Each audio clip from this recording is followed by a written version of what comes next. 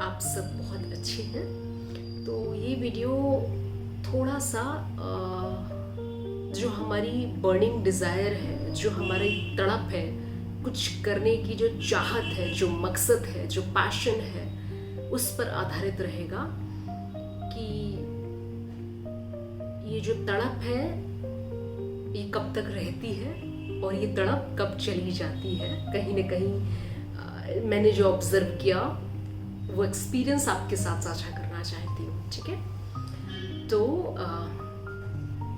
Recently मैं किसी से मिली थी एक्चुअली, तब ये मेरे दिमाग में ख्याल आया कि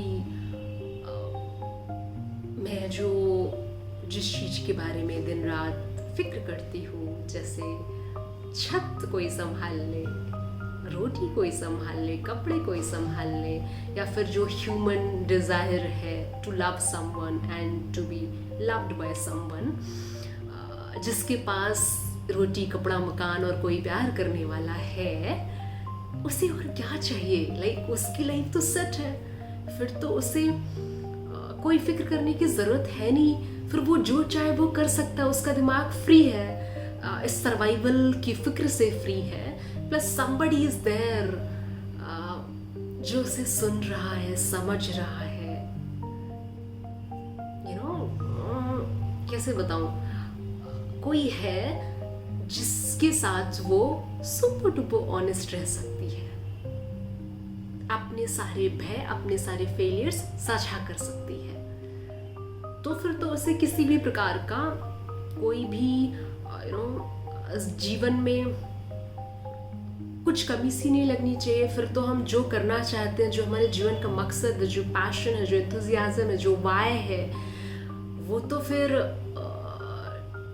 मतलब रातों रात ऐसे ऐसे एक्सपोनेंशियली बढ़ते रहना चाहिए, क्योंकि आपको सब कुछ मिल रहा है, वो सारे टूल्स, वो सारे रिसोर्सेज, वो सारे लोग, सर्वाइवल की फिक्र नहीं, तो ज़िंदगी कैसी होती होगी। क्योंकि मेरा 80% दिमाग तो इसी में जाता है कि यार पहले सर्वाइवल ही फिक्स हो जाए, उसके बाद जो 20% जो दिमाग बचता है, जो इमोशन, जो एनर्जी बचती है, उसमें वो सपने, वो जो डिज़ायर, वो तड़प, वो पैशन, वो पर्पस, वो कुछ करने की जद्दोजहद लगा पाती हूँ, वो 20% ही लगा पाती हूँ, क्योंकि 80% दिमाग सिर्फ सर्वाइवल में जा रहा है। तो यही दुविधा थी जब मैंने किसी को देखा। ये ज़्यादातर पूरा का पूरा जो वीडियो रहेगा वो फीमेल पर आधारित है। मैंने किसी फीमेल को ऐसा देखा, ठीक है, मेल के बारे में मैं अधिक नहीं जानती। इस एक्सपीरियंस से जो मैंने सीखा वो फीमेल की कैसी ज़िंदगी होती है जब उसे सब कुछ हासिल होता है, या शायद ही मेल के लिए भी कनेक्ट कर जाए। Do not know much about them कि अगर उन्हें सब कुछ मिल जाए तो फिर उनकी ज़िंदगी कैसी होती है। अगर उन्हें भी सर्वाइवल उनका फिक्स हो जाए, कोई मोहब्बत करने वाली मिल जाए, सब डिज़ायर पूरी हो रही हो, तो फिर उसका थॉट प्रोसेस क्या होगा, फिर उसके जीवन का लक्ष्य क्या होगा, फिर जीवन का मकसद क्या होगा। तो शायद दोनों ही करेक्ट कर सकते हो, मेल या फीमेल, ठीक है।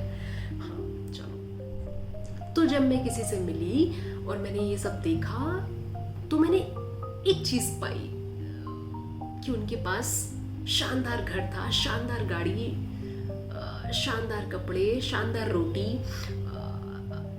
प्लस लव मैरिज हुई है तो शानदार partner, super duper successful partner. फिर भी मुझे कुछ ऐसा सा लगा जिसमें मुझे लगा कि क्या मैं जेलस हूँ इस पर्सन से, क्या मैं ऐसी ज़िंदगी चाहती हूँ कि रोटी कपड़ा छत मकान प्यार सब हासिल, फिर क्या।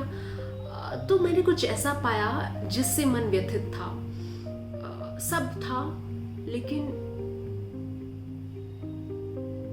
जो मकसद होता है ना, जो कुछ करने की आग होती है ना, जो पैशन, जो उत्साह, जो जद्दोजहद, जो पागलपन, जो दीवानगी, जो जिंदगी को लेकर के कुछ करना है, कुछ करना है, कुछ करना है वाला जो रहता है ना हमारे भीतर, वो शून्य था, मिसिंग था ही नहीं, जीरो था। वो खुश थी कि उसके पास वो सब है जो लोगों का ख्वाब होता है, सर्वाइवल फिक्स, मोहब्बत, उसमें ही खुश थी। फिर मैंने सोचा क्या अगर ये सब मुझे मिल जाए मैं खुश होंगी। मेरे पास अगर कोई कह दे कि गौरी मैं तुम्हारी सर्वाइवल का ध्यान रख रहा हूँ और ये लो मोहब्बत तो मैं खुश होंगी? शायद नहीं। इस बात से मैं व्यथित रही सुबह से लेकर अभी तक।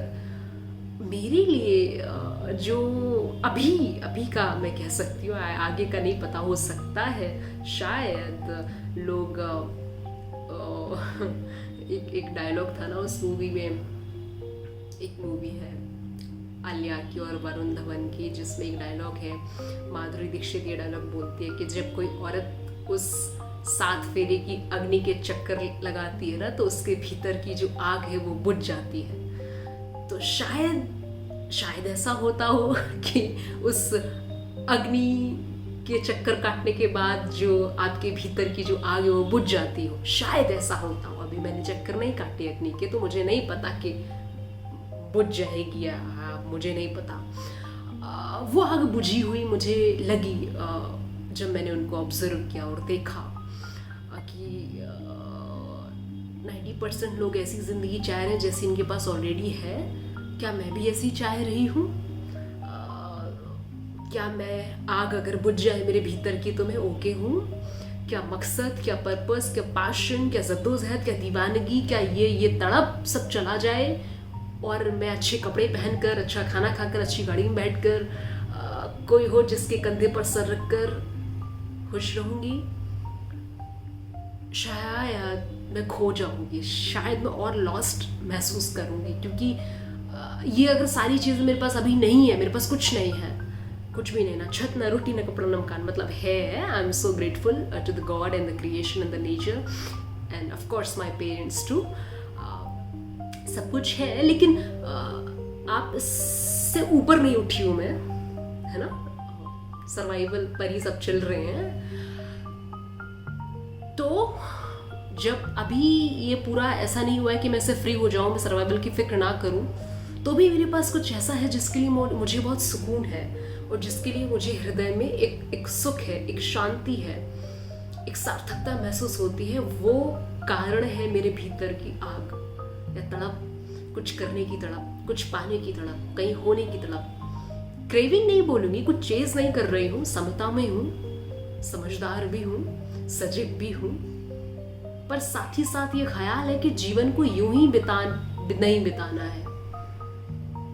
जीवन को यूं ही नहीं जाने देना यार, कुछ तो करके जाना है, कुछ तो करके जाना है। इसलिए नहीं कि लोग तालियां बजाएं, लोग याद रखें, कुछ तो करना है ना यार, वो है। और उस पर मुझे सुकून होता है कि हाँ मेरे पास वो है और मैंने उसे जिंदा रखा है। मुझे हुरूर है कि मैंने जिंदा रख पाया है। काफ़ी बड़ी कीमत चुकानी होती है प्रत्येक दिन, प्रत्येक क्षण, पर मैंने जिंदा रख पाया, मैं इसमें कामयाब रही उस आग को जिंदा रख पाने में। उसके लिए मैं सबका धन्यवाद करती हूँ, क्योंकि ये अकेले संभव नहीं है उस आग को जिंदा रख पाना, उस कारण, उस वाय, उस तड़प को जिंदा रख पाना बिना सबके सपोर्ट के संभव नहीं है। उसमें मेरे पेरेंट्स भी शामिल हैं।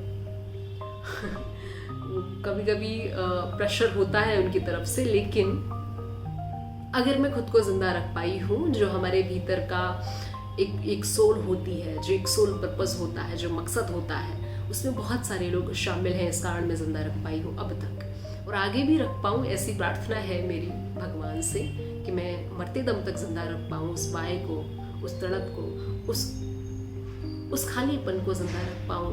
मैं कभी भी एकदम ही ऐसे ना हो जाऊँ कि अरे अब तो सब पा लिया, अब कुछ बचा ही नहीं, जब तक भीतर से एकदम शांत ना हो जाऊँ कि कुछ तो करना है, कुछ तो अधूरा सा लगता है जो पूरा होना है।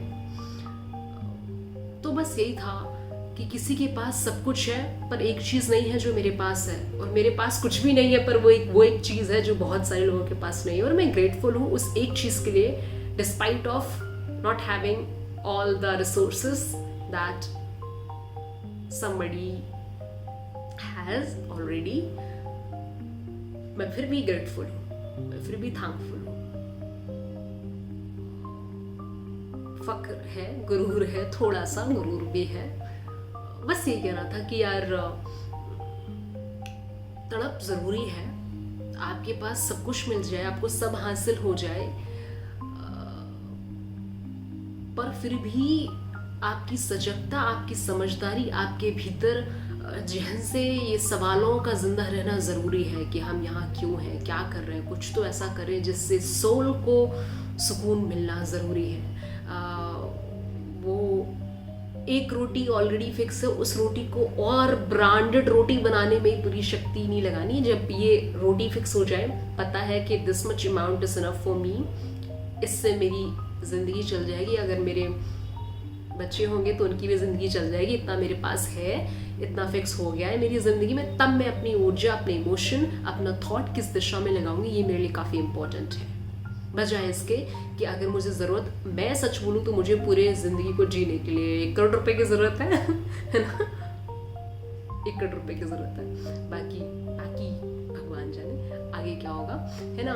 तो अगर इतना है, फिर मैं अपनी थॉट, अपनी एनर्जी, अपना सब कुछ किधर लगाऊंगी, वो मेरे लिए बहुत इंपॉर्टेंट है। रादर देन मैं उस 1 करोड़ को 100 करोड़, 500 करोड़, 1000 करोड़ में एनर्जी लगाऊं कि इस 1 करोड़ को 1000 करोड़ बनाना है। मैं उतना जीऊंगी नहीं कि मैं 1000 करोड़ का उपयोग कर पाऊँ, ना ही मुझे ये लालच है कि मेरे बच्चों के पास 1000 करोड़ की प्रॉपर्टी हो, या मैं विश्व की सबसे अमीर महिलाओं में शामिल हो जाऊं बाय प्रोडक्ट, मतलब अपने काम के थ्रू।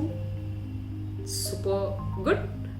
और अगर नहीं होती हूँ इस लिस्ट में शामिल, तो भी वो कर पाऊँ जो हृदय चाहता है, जो दिल चाहता है, बहुत है। तो बस वीडियो थोड़ा लंबा हो गया, बाय।